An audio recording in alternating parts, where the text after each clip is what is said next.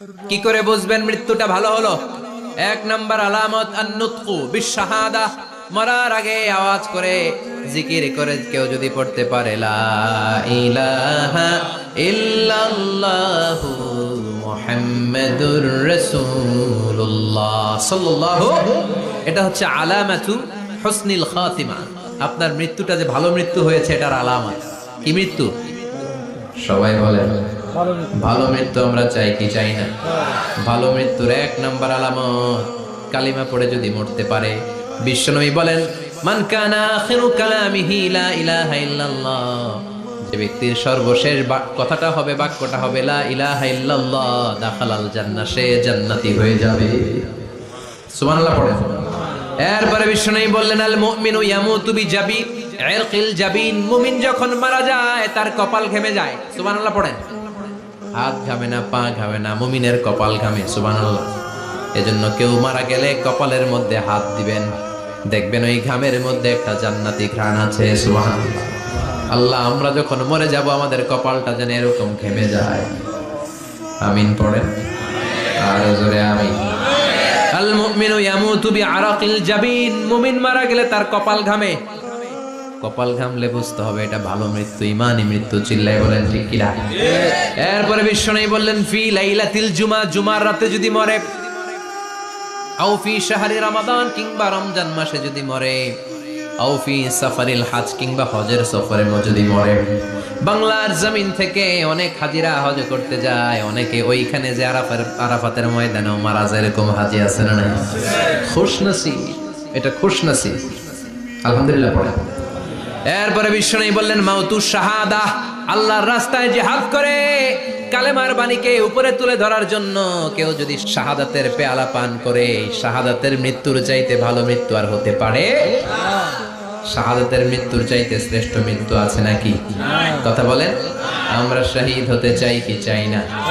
আমাকে শহীদ করে ওই মিছিলে শামিল করে নিও, আমাকে শহীদ করে সেই মিছিলে শামিল করে নিও, যে মিছিলের নেতা মীর হামজা, খোবায়েবে খাব্বাব, আল্লাহর কাছে তারা অতি প্রিয়, শামিল করে নিও, আমাকে শহীদ করে সেই মিছিলে শামিল করে নিও। পড়ে না?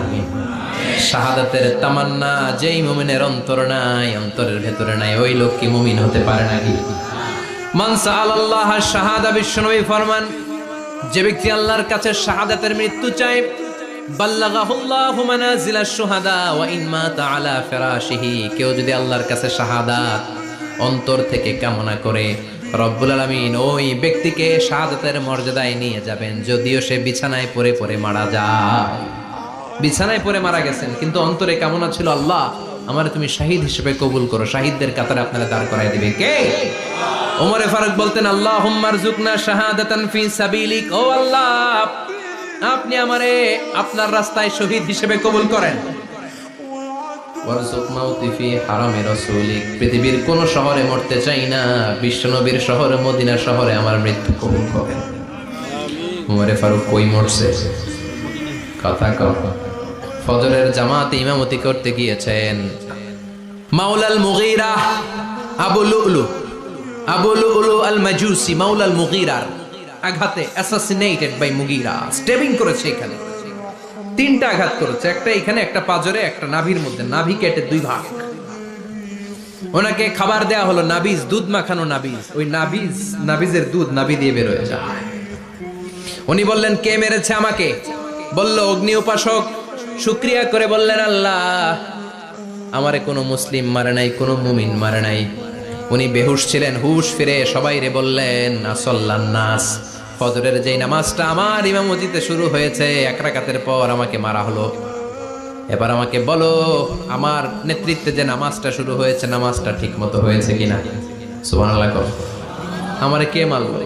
কে তোমাদের খলিফা হবে? কি হবে আমার আব্দুর রহমানের আব্দুল্লাহ? এগুলো নাই। প্রথম কথা ছিল মানুষরা নামাজটা পড়েছে কিনা। সুবহানাল্লাহ। এজন্য শাহাদাতের তামান্না সবচেয়ে বড় তামান্না, চিল্লায় বলেন ঠিক কি না? এরপর বিশ্বনবী বললেন মুরাবিতান ফি সাবিলিল্লাহ, মুসলিম রাষ্ট্রের পাহারা দেয় যারা বর্ডার গার্ড। আমাদের দেশের বর্ডার গার্ডের কি বলে? আগে বিডিআর ছিল, এখন বিজিবি।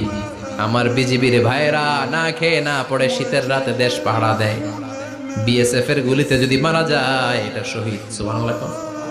এর চেয়ে শ্রেষ্ঠ মৃত্যু আর হতে পারে? এরপর আল মাউতু আলা আমালিন সালেহ, কোন ভালো কাজের উপর মরণ। নামাজে সেজদা দিয়েছে, সেজদা অবস্থায় অনেকে চলে যায়, এরকম আছে না নাই? তাহাজ্জুদের যায় নামাজে মরণ দিও প্রভু আমায়, একামতে দিনের কাজে কবুল করে নিও আমায়। পড়েন আমিন। তাহাজ্জুদের যায় নামাজে যেন আমাদের মরণ হয়, পড়েন আমিন। রোজা অবস্থায় মারা যাওয়া, নেক আমল অবস্থায় মারা যাওয়া, এগুলো হচ্ছে আলামাত হুসনিল খাতিমা। আপনার শেষটা, বিদায়টা, মৃত্যুটা যে ভালো হয়েছে তার আলামত। আল্লাহ এই যে কথাগুলো বললাম, শ্রেষ্ঠ শ্রেষ্ঠ মৃত্যু, আমাদের মৃত্যুগুলো ওইরকম করে দিও। চিৎকার করে পড়েন আমিন, আওয়াজ করে পড়েন আমিন।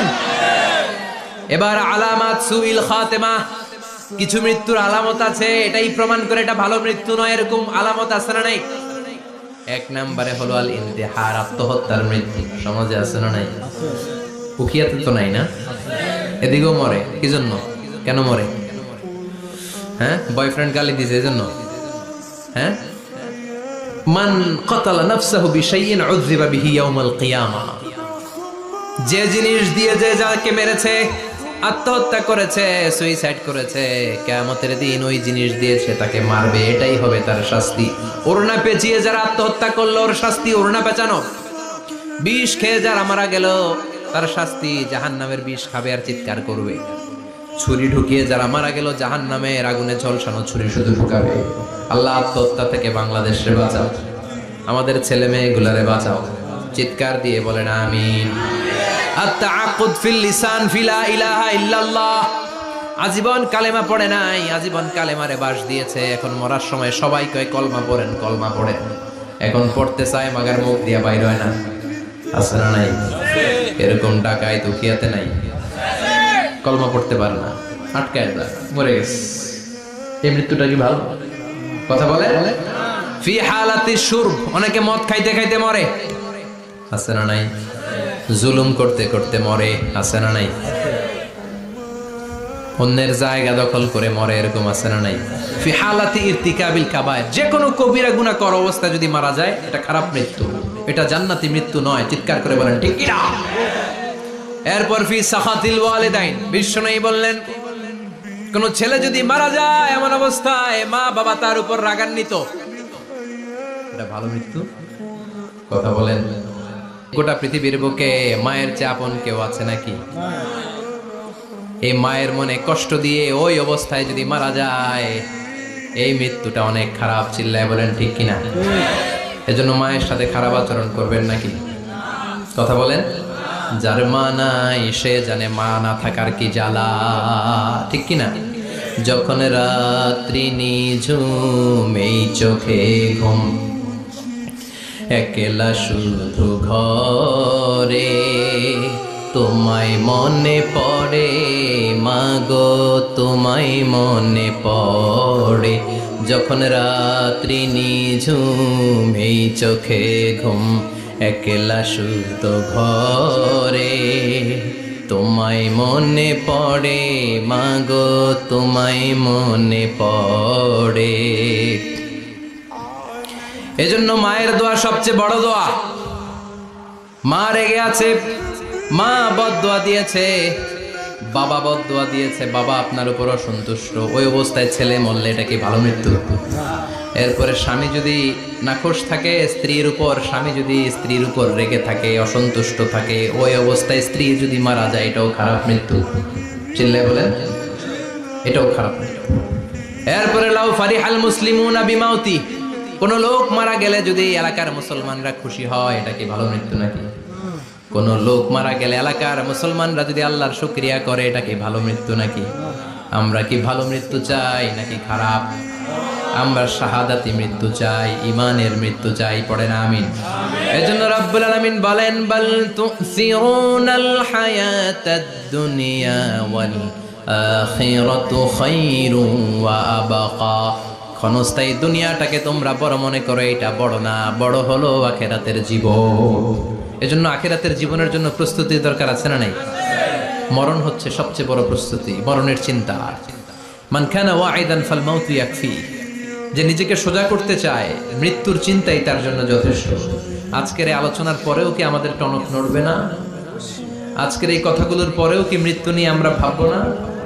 আজকের আলোচনার পরেও কি আমার হিসাব শুরু হওয়ার আগে আমি একটু নিজের হিসাব কষে নিব না?